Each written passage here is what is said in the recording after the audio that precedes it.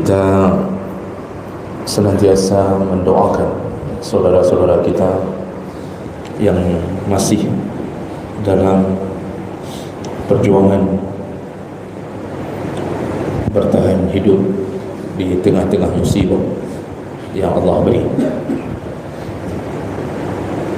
Kita sudah bisa berhadir di sini dan kita bisa makan dan minum dengan nyaman, tapi masih ada saudara kita yang terkepung banjir dan belum tersentuh dengan bantuan, dan hari ini sudah hari ke-8.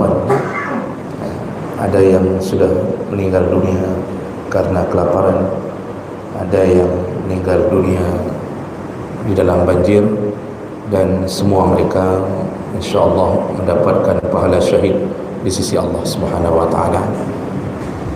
Dan bagi kita yang kehilangan harta, maka mudah-mudahan semua yang hilang diganti oleh Allah dengan yang lebih baik insyaAllah. Baik, kita akan lanjutkan pelajaran kita. Di pertemuan kita terakhir, kita sudah selesai membahas tentang keutamaan pahala melakukan salat di 3 masjid, dan yang dimaksud 3 masjid yang paling utama di dalam Islam, yaitu Masjidil Haram, Masjid Nabawi, dan Masjidil Aqsa. Sebagai pengingat ulang bahawa Rasulullah mengatakan, barang siapa yang melakukan salat sekali salat di Masjidil Haram di Makkah, maka pahalanya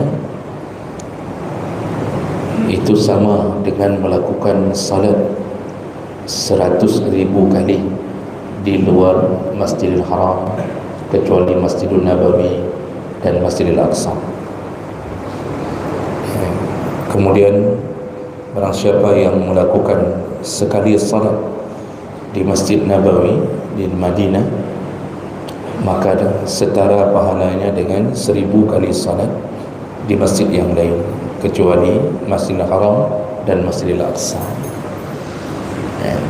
Dan yang terakhir, kita dapatkan hadis dari Abdullah bin Umar, yaitu ketika Rasulullah mengatakan tentang kisah Nabi Sulaiman.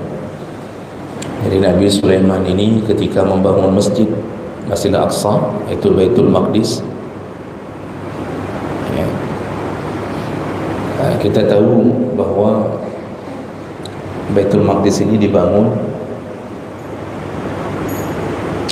40 tahun setelah dibangun Kaabah yang pertama di muka bumi.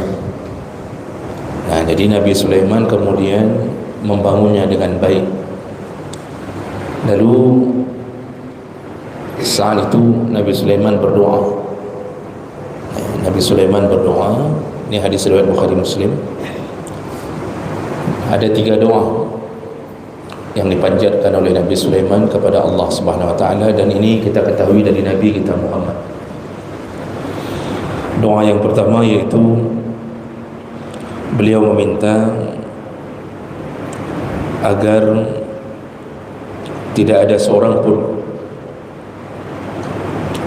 yang diberikan oleh Allah kekuasaan atau kerajaan yang melebihi kerajaannya. Jadi beliau memohon, berikanlah sebuah kerajaan yang tidak ada sebelumku dan tidak akan pernah terulang setelah aku. Dan ternyata Allah kabulkan. Allah kabulkan. Makanya tidak pernah terulang lagi kerajaan sehebat kerajaan Nabi Sulaiman. Pasukannya termasuk bangsa jin ditundukkan oleh Allah kepada Nabi Allah Sulaiman. Semua binatang menjadi pasukan Nabi Sulaiman. Nabi Sulaiman pergi ke mana-mana dibawa oleh angin. Jadi kerajaan ini tak akan pernah terulang. Hari ini para presiden pun dibawa oleh angin, cuma naik pesawat. Tapi Sulaiman tidak naik pesawat, langsung dibawa oleh angin kemana pun dia inginkan. Itu permintaan pertama. Kemudian permintaan yang kedua, yaitu hukman yusadifu hukmah. Beliau meminta agar Allah anugerahkan dia menegakkan hukum seadil-adilnya. Makanya Nabi Sulaiman itu sangat disegani, sangat ditakuti. Beliau berhukum dengan seadil-adilnya hukum, sampai ketegasan beliau itu terbayangkan ketika ingin menghukum burung hudhud. Ingin menghukum burung hudhud gara-gara ketidakhadirannya di waktu dibariskan di dalam saf-saf pasukan. Dengan burung hudhud saja beliau ingin menyembelihnya. Nanti kan itu kan sudah kita ketahui ceritanya. Ternyata burung hudhud membawa kabar tentang istana atau kerajaan Balqis yang menyembah matahari. Disitulah Nabi Sulaiman memaafkan hudhud karena membawa berita penting, yaitu ternyata di sebelah negeri Sulaiman ada kerajaan Sabak yang menyembah matahari, dan itu PR besar terhadap Nabi Sulaiman untuk mendakwahkan. Dan akhirnya dengan izin Allah semua negeri Sabak itu Islam. Ratu Balqis masuk Islam, lalu dijadikan isteri oleh Nabi Sulaiman alaihissalam. Nah, permintaan ketiga, Nabi Sulaiman memohon annahu la ya'ti hadzal masjid ahadun la yuridu illa as-salah fihi illa kharaja min zunubihi ka yaumi waladathu ummuh. Aku memohon ya Allah, siapapun yang melakukan salat di Masjidil Aqsa, siapapun yang menuju ke Masjidil Aqsa lalu kemudian melakukan salat di dalamnya, kumohon kepadamu ya Allah, jangan biarkan dia keluar dari masjid itu kecuali telah engkau ampunkan dosa-dosanya dan dia keluar seperti keluarnya bayi dari rahim ibunya. Ini pahala orang yang salat di Masjidil Aqsa. Nabi Sulaiman bermohon, siapapun yang datang ke Masjidil Aqsa melakukan salat di dalamnya, maka dia keluar seperti keluarnya bayi dari rahim ibunya, berarti tanpa dosa. Nah, di situ Rasulullah di ujung hadis, Rasulullah mengatakan begini, amma isnatani faqad a'tiyahuma. Dua yang pertama, permintaan dua yang pertama, yaitu diberikan kerajaan yang tidak ada lagi setelahnya, dikabulkan. Kemudian diberikan anugerah untuk menjalankan hukum seadil-adilnya hukum, diberikan. Jadi dua yang pertama makbul, sudah dilihat kemakbulannya oleh Nabi SAW. Artinya didengarkan dan diberitahu sudah makbul. Lalu Nabi mengatakan, wa arju ayyakuna qad u'tiya as-salisa, dan aku juga bermohon kepada Allah agar permintaan yang ketiga, yaitu tentang siapa yang salat di Masjid Aqsa lalu pulang dalam keadaan gugur dosa seperti seperti bayi keluar dari rahim ibunya, maka aku bermohon permintaan yang ketiga pun semoga dikabulkan Allah. Jadi Nabi Muhammad ikut memohon agar yang salat di Masjid Aqsa sesuai dengan permintaan Nabi Sulaiman. Jadi ini indikasinya di waktu Nabi berdoa, ya Nabi mungkin belum diberitahu oleh Allah apakah itu sudah dikabulkan atau tidak. Maka bahasa Nabi, aku pun bermohon semoga doanya Sulaiman diterima Allah. Yang ketiga. Tapi ini sudah cukup bagi kita untuk mengetahui bahawa Kalau Nabi yang minta, itu tidak tertolak. Jadi tiga masjid ini adalah tiga masjid yang paling utama untuk didatangi. Cuma masjid yang ketiga ini masih dalam kekuasaan Israel. Itu saja yang sedang kita tunggu-tunggu untuk kita bisa mendatanginya.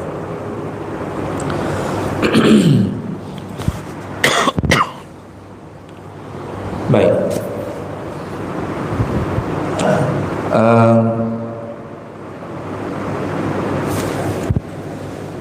Kita lanjutkan ke judul berikutnya. Berikutnya yaitu thawabu salatil mar'ah fi baitiha. Pahala yang didapatkan oleh perempuan yang salat di rumahnya. Judul berikutnya tentang pahala yang didapatkan oleh perempuan yang salat di rumahnya. Nah, tentu dari judul ini kita tahu Bapak Ibu bahwa ini akan dibicarakan tentang bagaimana salatnya perempuan. Apakah lebih utama di masjid atau di rumahnya? Ada beberapa hadis yang menjelaskan ini. Nanti baru kita lihat keterangan para ulama di atas hadis tersebut. Yang pertama, hadis dari Ummu Salamah radhiyallahu anha. Hadis riwayat Tabrani dengan sanad yang bagus. Rasulullah sallallahu alaihi wasallam berkata, "Salatul mar'ati fi baitiha khairun min salatiha fi hujratiha." Salatnya seorang perempuan di dalam rumahnya itu lebih baik daripada salatnya di dalam ruang tamunya. Jadi maksudnya rumah di sini bahagian paling belakang, salatnya perempuan di bahagian paling belakang itu masih lebih baik. Jadi kalau ruangan satu rumah tu salatnya perempuan di bahagian paling belakang dari rumahnya itu masih lebih baik daripada salatnya di ruang tamunya. Wa salatuha fi hujratiha khairun min salatiha fi dariha. Dan salatnya si perempuan di ruang tamunya masih lebih baik daripada salatnya perempuan di bahagian paling depan dari rumahnya. Mungkin kalau keadaan rumah di masa lalu dengan rumah sekarang beda, beda model.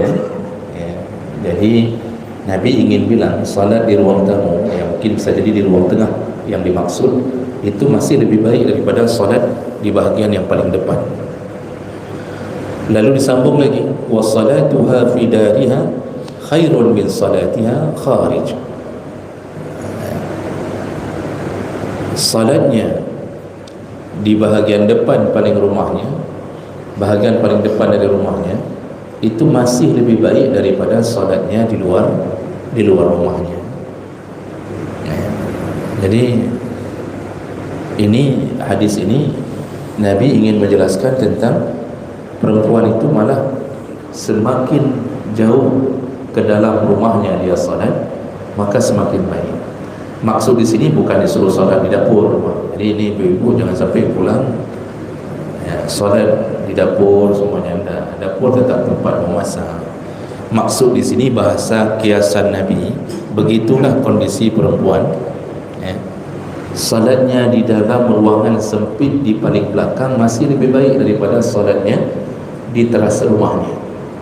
Berarti betul-betul perempuan itu diutamakan untuk berjaga diri, jangan sampai merasa di luar rumah lebih baik.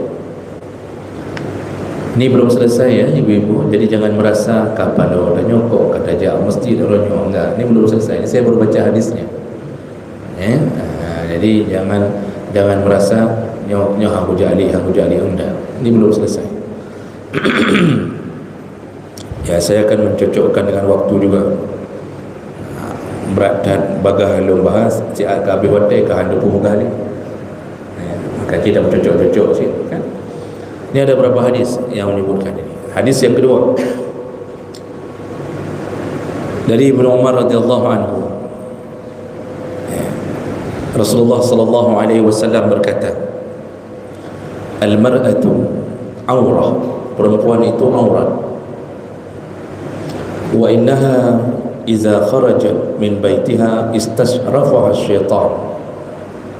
Perempuan itu kalau keluar dari rumahnya maka dia dimuliakan oleh syaitan.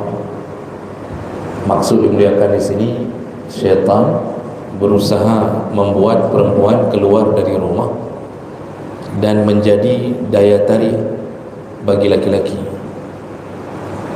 ya.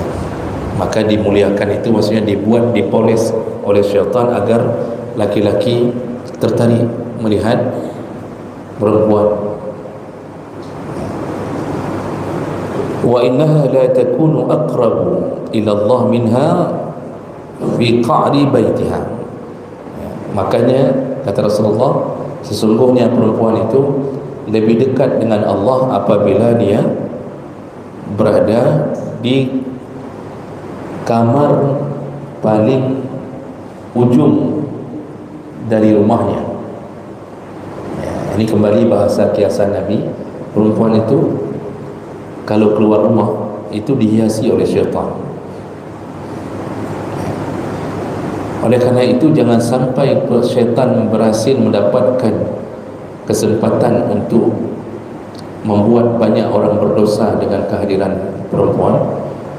Rasulullah mengatakan seandainya perempuan itu berada di dalam rumahnya di posisi paling ujung, itu malah lebih baik untuknya, dan Allah lebih dekat dengannya di tempat itu ya. Hadis riwayat Tabrani juga dengan sanad yang baik ya. Lalu dari Ummu Salamah dalam hadis yang lain Rasulullah berkata, khairu masajidin nisa ka'aru buyutihinna. Sebaik-baiknya masjid bagi perempuan adalah bahagian paling dalam dari rumahnya. Sebaik-baiknya masjid bagi perempuan adalah qa'ru buyutihinna, paling baik yang paling dalam bahagian dari rumahnya. Hadis riwayat Ahmad, Ibnu Khuzaimah, Al-Hakim dengan derajat yang sahih.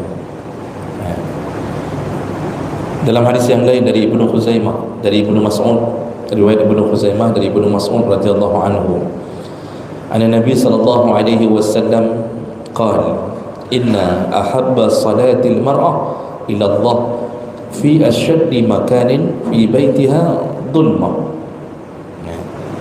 Sesungguhnya tempat salat bagi perempuan yang paling baik adalah di dalam rumahnya yang gelap.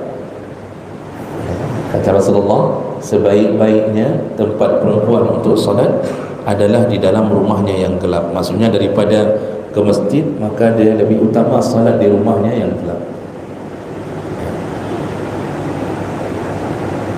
Nah, kemudian ada hadis yang juga dari Ibnu Umar radhiyallahu anhu, Rasulullah berkata, la tamna'u nisa'akum al-masajid. Jangan engkau melarang istri-istri kalian atau perempuan-perempuan kalian menuju ke masjid. Nah, di sini sebagai jawaban di atas hadis-hadis yang tadi menyuruh yang mana lebih afdal. Tapi kemudian Nabi memberi sebuah jawaban, jangan engkau larang apabila perempuan menuju ke masjid. Wa buyutuhunna khairul lahunna. Tapi rumah-rumah mereka itu lebih baik untuk mereka salat. Tapi jangan larang perempuan masjid, tetapi rumah-rumah mereka lebih baik untuk mereka mendirikan salat di dalamnya. Hadis riwayat Abu Dawud. Nah, Bapak Ibu yang Allah muliakan, jadi setelah kita mendengarkan beberapa hadis Nabi SAW tentang keberadaan perempuan dalam urusan salatnya, maka kita mendapatkan beberapa kesimpulan. Yang pertama, bahawa perempuan itu lebih utama salat di rumahnya daripada salat ke masjid. Itu kesimpulan pertama.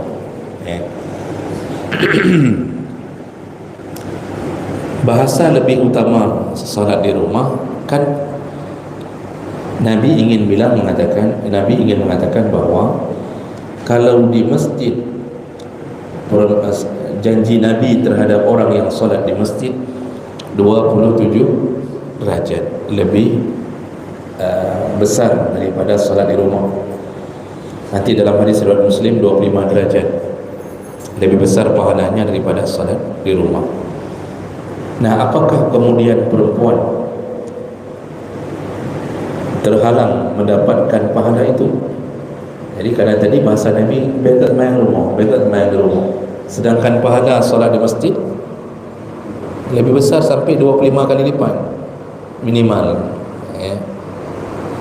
Jadi kalau perbandingannya, yang solat di rumah itu dapat pahala 1 juta, yang solat di masjid 27 juta atau 25 juta. Kan jauh kali, Pak.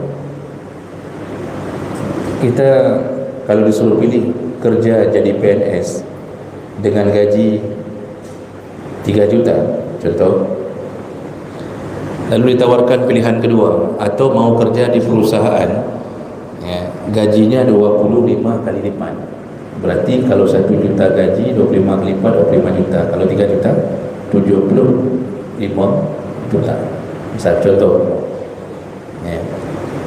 Ini pilihan kita yang mana, Pak? Apakah Bapak akan tetap berfikir anak pupu bahlum PNS macam sebab sudah terjamin masa depan segala macam, atau kita mengambil tawaran yang gaji yang 70-an juta? Tentu semua orang yang akalnya sihat mengatakan, bahlum kerja ini macam siga gaji hidung 70 bulan gaji kan begitu cara semikir. Itu karena pahalanya nampak.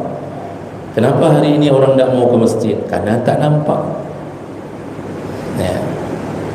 Orang-orang hari ini diuji dengan imannya, tak nampak pahala. Karena tak nampak, tak semangat. Kita ni, Pak, yang sudah hadir di sini, ini kita hadir tak pernah lihat pahala. Kan Bapak tak pernah bongkar celengan pahala kita, ya. Ada yang sudah berumur 60 tahun ke atas tetap istiqamah di masjid. Kita tanya, Pak, atau menenging pahala yang 25 kali lipatnya? Oh, tak pernah. Inilah iman. Inilah iman. Syarat masuk surga, iman.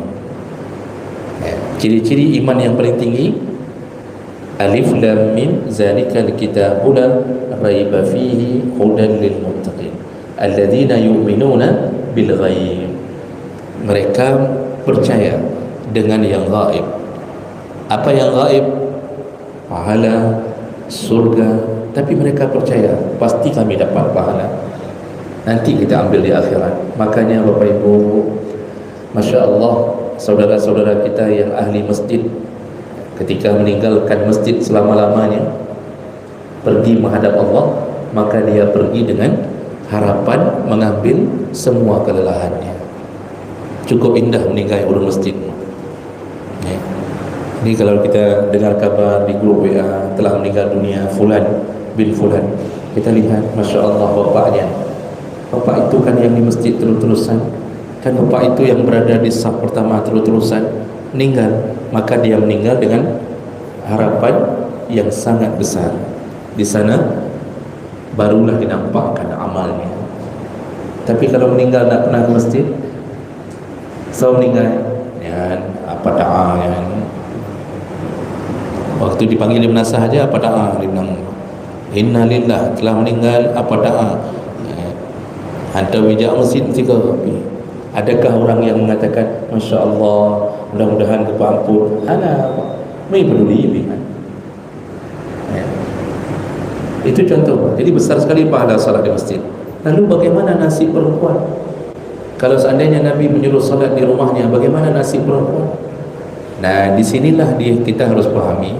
Kan Nabi mengatakan tadi, salatnya perempuan di rumahnya lebih utama daripada salatnya di masjidnya. Berarti kalau kita yang laki itu berebut pahala ke masjid, kalau perempuan dengan tidak salat di masjid dan itu pilihan karena ilmunya, maka dia bisa dapat pahala yang bisa setara atau lebih besar daripada laki-laki. Jadi Nabi sudah memporsikan tempat tertentu. Ini perempuan lebih bagus ke sini, berarti dia juga dapat pahala, bahkan pahalanya besar. Kalau ditanya kepada perempuan tersebut, ibu kenapa hendak ke masjid? Lalu dia menjawab, kan Nabi mengatakan lebih bagus di rumah kami yang perempuan. Bahasa Nabi lebih bagus sudah cukup untuk menunjukkan dia pun bisa dapat pahala, bisa setara dengan orang-orang yang di masjid. Karena pertanyaan ini banyak, Pak. Pertanyaan dari perempuan-perempuan yang merasa sedih mendengarkan hadis. Jadi kami kayak mana dapat pahala 27? Kan Nabi sudah bilang lebih baik daripada salatnya di masjid. Kalau di masjid 27 derajat, di rumahnya bisa lebih. Nah, disitulah perlunya ilmu. Kita ini kalau beragama dengan perasaan, maka kita mengikuti perasaan, bukan mengikuti ilmu. Kita ini Pak, kalau beragama dengan perasaan, akhirnya perasaan yang main, bukan ilmu. Contoh Pak, saya pernah bilang, kalau kita melakukan perjalanan safar jauh, ketika sudah sampai waktu salat, dan kita sudah mencukupi syarat untuk mengambil keringanan Allah, kita berhenti di masjid untuk melakukan salat duhur. Mana lebih utama, salat duhur 4 rakaat atau mencukupkan salat duhur qasar 2 rakaat? Apa jawaban orang berilmu? 2 rakaat lebih utama daripada 4 rakaat. Ini jawaban orang ilmu. Apa jawaban orang yang pakai perasaan? 4 rakaat lebih utama daripada 2 rakaat. Maka yang pakai perasaan kan ilmu, dia akan mengatakan kepada istrinya, hai, nyo kan dah sembahyang lahu ni. Kata istrinya, bang, nyo dah sembahyang qasar dah. Kata si abang, janganlah, kita kan aman-aman saja. Kita kan pakai mobil pribadi. Lalu pun kita tadi sudah makan rujak di depan masjid. Naik pulau rujak berubah masjid. Kita sudah makan rujak depan masjid, kita sudah duduk, air ada, semua ada. Jangan ringan-ringankan solat. Kita tetap solat 4 rakaat lebih bagus. Nah, itu jawaban pakai perasaan. Kalau pakai ilmu, langsung merujuk kepada hadis Nabi. Dari ketika Umar bertanya kepada Nabi, ya Rasulullah, kan Umar bertanya tentang maksud ayat wa iza darabta fil ardi, kalau engkau sudah mulai berjalan di muka bumi, maka falaisa alaikum junahun an taksuru minas salat, tidak mengapa engkau untuk mengqasar salatmu. In khiftum ayyaftinakumul ladzina kafaru, kalau engkau khawatir diserang oleh orang kafir. Jadi ayat ini turun diberikan keringanan untuk salat, mengqasar salat dari yang 4 menjadi 2. Itu ketika masa perang. Nah, Umar nanya ke Nabi, ya Rasulullah, sekarang sudah aman, tidak ada perang lagi, apakah kami tetap melakukan 2 rakaat qasar atau kami salat sempurna? Apa jawaban Nabi? Qasar itu adalah sadaqatun minallah alaikum. Qasar itu sedekah Allah untuk kalian. Fa'aqbilu sadaqatahu, maka terimalah sedekahnya. Jadi Nabi suruh ambil hadiah Allah, disuruh ambil. Makanya jumhur ulama itu mengatakan lebih bagus ambil qasar. Terimalah hadiah Allah. Menolak hadiah apa hukumnya Bapak Ibu? Menolak hadiah apa hukumnya? Makruh. Menolak hadiah itu makruh. Bapak, kalau kita sudah bawa hadiah lalu dia mengatakan anak pupu anak masalah, itu tangan kita bergetar ingin membuang hadiah itu di depannya, berarti tidak menghargai bawaan kita. Makruh. Bapak, kalau kita kirim kuah ke rumah tetangga lalu dia tiba-tiba mengatakan, oh apa ya, nyampa yang kuah pelik, oh Masya Allah, ni lu di rumah kuah pelik asyik, kata dia, bawa pulang balik. Kayak mana perasaan waktu dibawa pulang balik oleh anak kita ke rumah? Apa yang dikatakan oleh ibunya? Ibunya mengatakan, nak terima tak terimanya. Nak mak, katanya di sana pun kuah pelik juga. Apa kata si mama anak ini? Oh tak apa-apa, tak usah, bawa sini. Dia mulai ronyo, mati aku duduk tepu ni ke dia. Sampai mati tak akan kuberikan apapun lagi. Tersinggung Pak, orang ditolak hadiah. Maka hukum menolak hadiah makruh. Maka saya tak pernah tolak hadiah. Bapak bawa bapuk, saya tak tolak kerana takut menyakiti perasaan. Makin banyak, makin takut saya menolak hadiah. Jadi Bapak Ibu yang Allah muliakan, apa kata Nabi? Terimalah sedekah dari Allah untukmu. Apa dia? Salat qasar. Makanya orang berilmu itu mudah urusan agamanya. Kenapa? Dengan ilmunya dia tahu itu apa salat yang 4 rakaat kalau memang disuruh salat 2 rakaat, tapi dalam perjalanan. Kalau Imam Hanafi itu langsung mengatakan wajib. Imam Hanafi langsung mengatakan wajib jawab hadiahnya, bukan sunnah jawab, wajib. Kalau Syafi'i dan Hanbali itu mengatakan lebih baik ambil qasar, apalagi kalau ada di dalam hati perasaan menolak keinginan Allah, menolak syariat Allah. Dalam hati pandai mungkin tak jawab yang 2 rakaat, sedangkan tanya sehat-sehat dah mulai menolak syariat Allah. Di situ lebih sunnah untuk mengambil qasar. Begitulah ilmu kalau sudah bicara ibadah pun menjadi lebih ringan. Sudah. Jadi urusan perempuan salat di rumah itu Nabi yang langsung mengatakan. Itu kesimpulan yang pertama, bahawa perempuan itu memang lebih utama salat di rumahnya. Di rumahnya itu tentu akan ada 2 kategori, bisa berjamaah, bisa tidak. Kan tidak semua ibu-ibu yang punya teman berjamaah di rumah. Ada yang tidak ada anak, tinggal sendiri, suami ke masjid, dia tinggal sendiri di rumah, kan tidak mungkin berjamaah. Ada yang punya anak, malah 15 orang anaknya, semua sudah keluar dari rumah.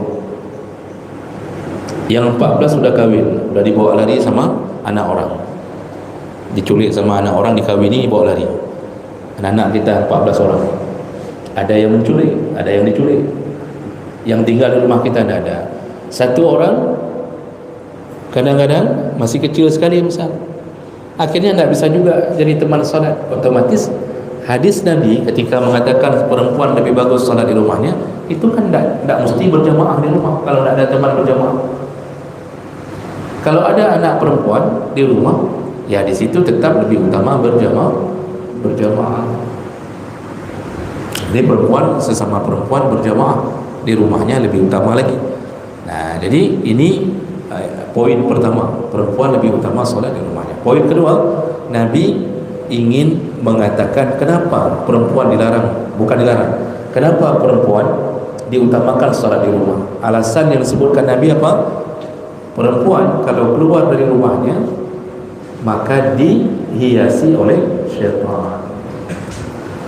Perempuan itu salah satu busur panah syaitan. Syaitan itu kalau sudah perempuan keluar dari rumah, dia akan duduk di hadis Nabi ni, dia duduk di sini, di punggung perempuan. Dia tu punggung, nyo punggung bahasa Aceh,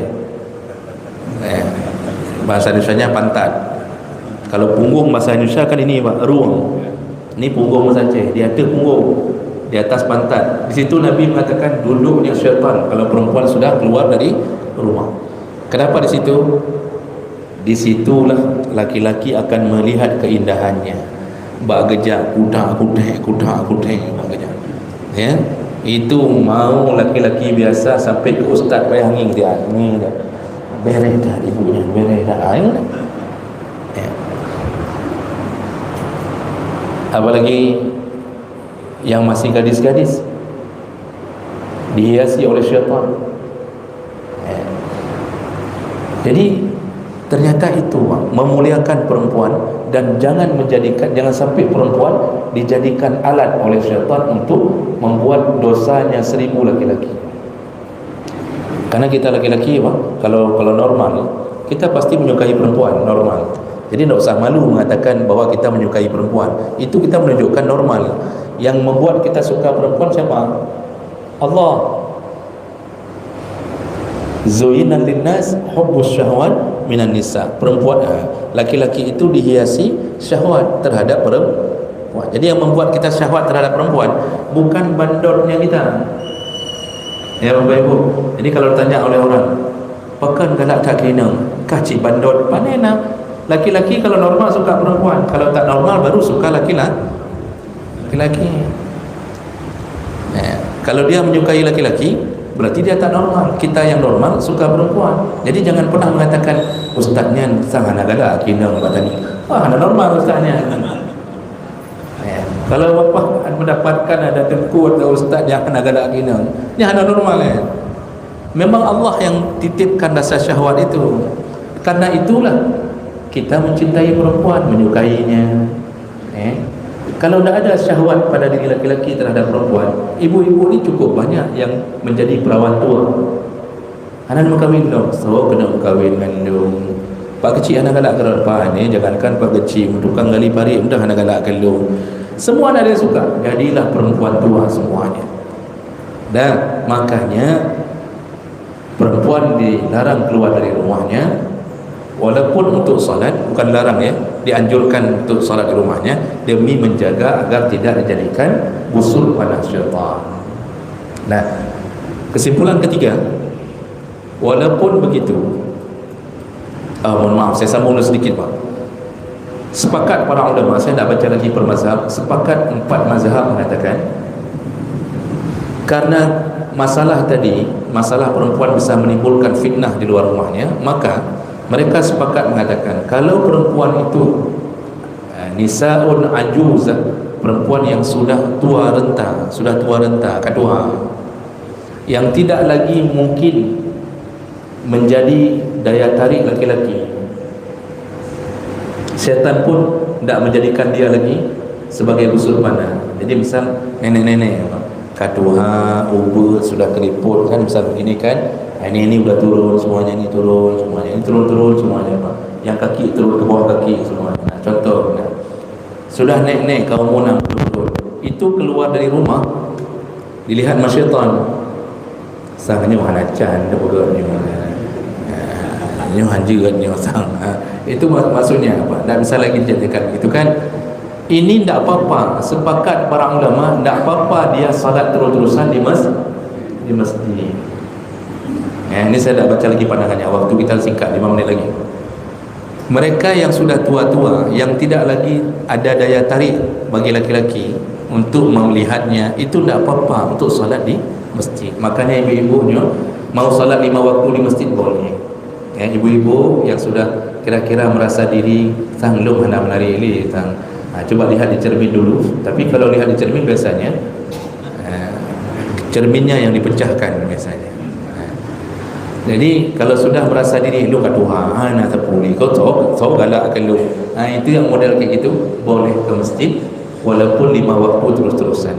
Tapi yang masih gadis-gadis, yang masih kadang-kadang ketika dia jalan orang memerlinya, di klakson, dipandang-pandang, itu lebih utama untuk di rumahnya, lebih utama.